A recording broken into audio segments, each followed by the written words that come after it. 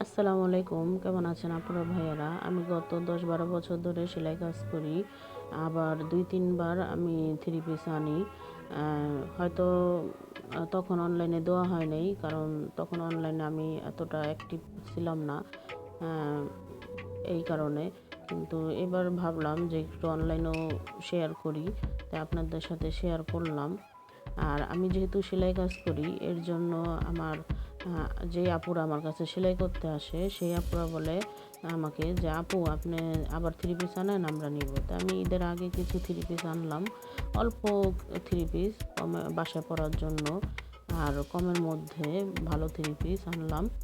তাই আলহামদুলিল্লাহ, আল্লাহর কাছে লাখো কোটি শুকরিয়া যে আমার ১-২ দিনের মধ্যেই আমার থ্রি পিসগুলো সেল হয়ে যায়।